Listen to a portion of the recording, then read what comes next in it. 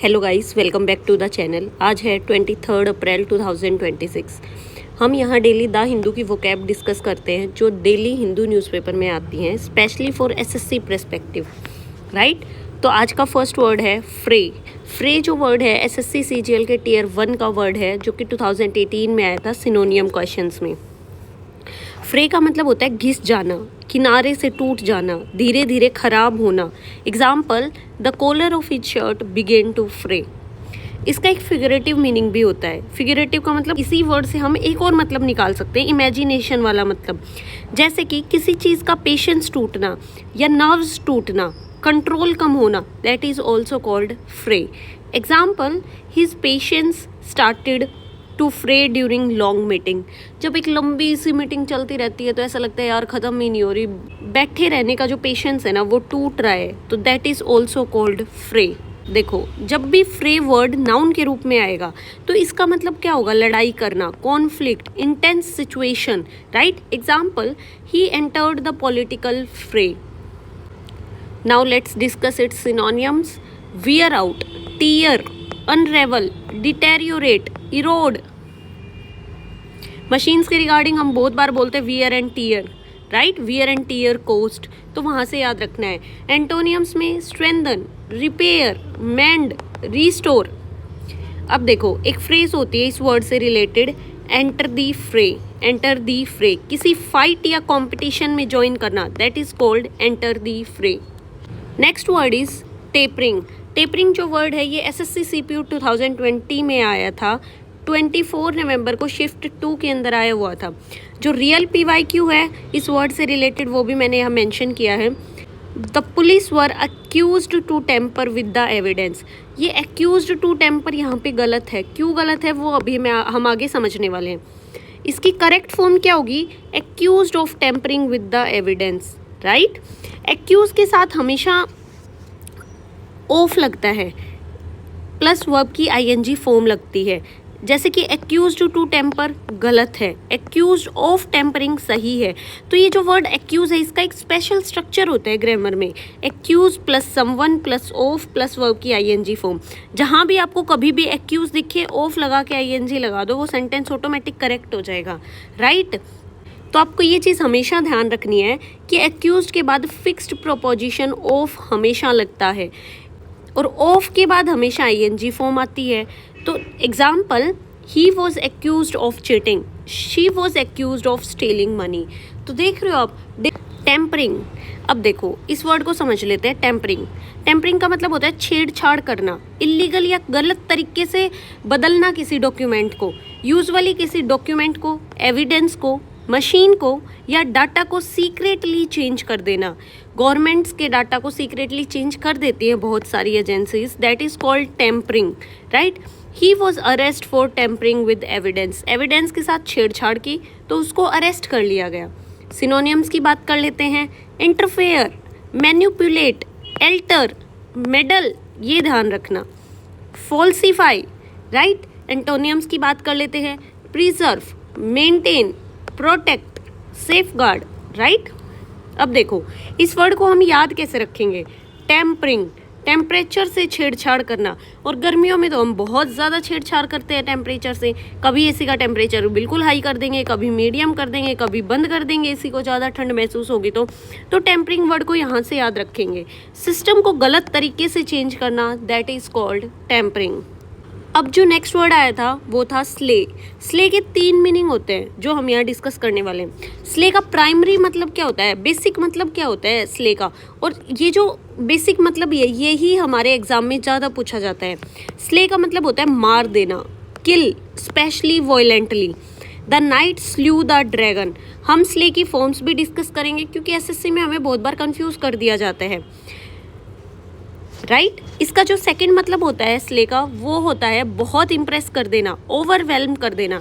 Her performance slayed the audience. Example से आपको ये वर्ड बहुत अच्छे से समझ आ रहा होगा। उसने सबको इम्प्रेस कर दिया अपनी परफॉर्मेंस से, राइट। और मॉडर्न स्लैंग में मतलब आज की दुनिया में स्ले को इस तरीके से भी देखा जाता है, ऑसम परफॉर्मेंस करना, जबरदस्त लगना, you slayed that look, right. बहुत बार एग्जाम में स्ले की फॉर्म्स के रिगार्डिंग क्वेश्चन बन जाता है, तो इसकी फॉर्म्स बहुत इंपॉर्टेंट है। एसएससी पर्सपेक्टिव से। इसकी प्रेजेंट फॉर्म है स्ले, राइट। इसकी पास्ट फॉर्म है स्ल्यू। इसकी पास्ट पार्टिसिपल फॉर्म है स्लेन। तो आप को ये चीज़ ध्यान रखनी है, एरर डिटेक्शन में आ जाए तो आप इजीली डिटेक्ट कर पाओगे कि स्ले की फॉर्म्स हैं, राइट। इसके सिनोनियम देख लेते हैं, किल, डिस्ट्रॉय, डिफीट, ओवरवेल्म। इसके एंटोनियम्स देख लेते हैं, save, protect, defend.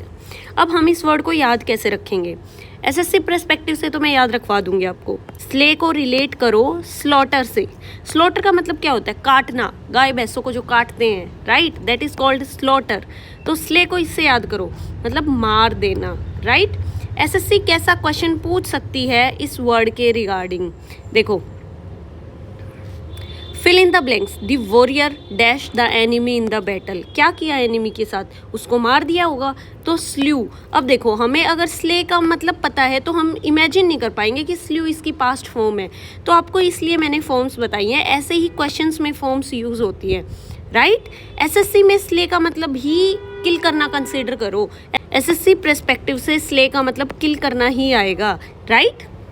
Next word is abetment. ये एसएससी स्टेनोग्राफर 2025 के एग्ज़ाम में आया था, 6 अगस्त शिफ्ट 3 के अंदर आया था। वैसे क्वेश्चन तो जीएस में आया था, लेकिन मैं इस क्वेश्चन को यहाँ इसलिए डाल रही हूँ ताकि आपको समझ आए कि अगर आपको लैंग्वेज की अच्छी पकड़ है ना, तो जीएस के क्वेश्चन भी आप बहुत अच्छे तरीके से समझ पाओगे।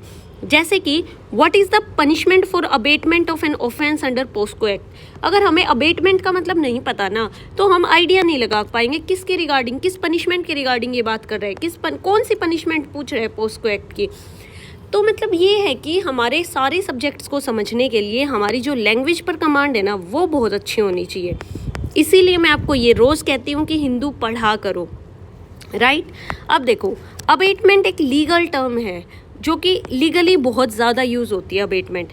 अब हम समझ लेते हैं अबेटमेंट का मतलब क्या होता है। अबेटमेंट का मतलब होता है किसी गलत या इलीगल काम में मदद देना, किसी गलत या इलीगल काम में हेल्प करना, दैट इज़ कॉल्ड अबेटमेंट।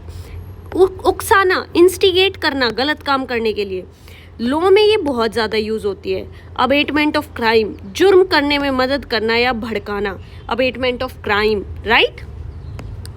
अब हम इसकी वर्ड फैमिली समझ लेते हैं अबेटमेंट की। इससे क्या फ़ायदा होता है ना कि अगर हम जिस वर्ड के बारे में जितना जानते हैं ना, तो वो हमारे दिमाग में उतना ही अंदर सेट होता चला जाता है, भूलने की कैपेसिटी कम हो जाती है। इसीलिए मैं कोशिश करती हूँ कि एक वर्ड के बारे में आपको सब चीज़ें बताऊँ ताकि कुछ ना कुछ आपको एग्जाम में याद आ ही जाए। अबेट एक वर्ब है जिसका मतलब होता है हेल्प, एनकरेज करना क्राइम के अंदर। अबेटमेंट एक नाउन है जिसका मतलब होता है कि उस क्राइम में जो आपने मदद करी वो act, that is called abetment. He was arrested for abetment of suicide, she was charged with abetment of fraud, right. अब हम इसकी सिनोनियम एंटोनियम देख लेते हैं। Synonym, instigation, encouragement, aid, support करना बट रोंग वे में, प्रोवोकेशन। एंटोनियम्स की बात कर लेते हैं। Prevent, deter, discourage, stop. अब इस वर्ड से रिगार्डिंग एक रूल बताती हूँ मैं आपको, जो कि एरर डिटेक्शन में आपको बहुत ज़्यादा काम आएगा, राइट।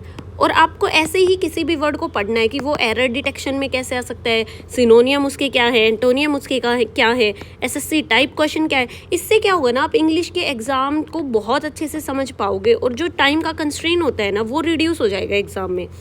अबेटमेंट एक नाउन है, हमेशा इसके साथ ऑफ आता है और उसके बाद क्राइम आता है, जैसे अबेटमेंट ऑफ सुसाइड, राइट, ये एकदम सही है। अबेटमेंट ऑफ क्राइम, अबेटमेंट के साथ बेसिकली ऑफ लगता है हमेशा, ये एकदम सही है। अबेटमेंट ऑफ फ्रॉड, अगर एग्जाम में दिया हो अबेटमेंट 4 तो डायरेक्ट गलत कर देना, आप डायरेक्टली एरर डिटेक्ट कर लेना यहाँ से। अबेटमेंट 2, अबेटमेंट विद, ये सब गलत हैं। अबेटमेंट के साथ हमेशा ऑफ आता है, right. Thank you so much. ये आज के कुछ वर्ड्स थे जो द हिंदू में आए थे।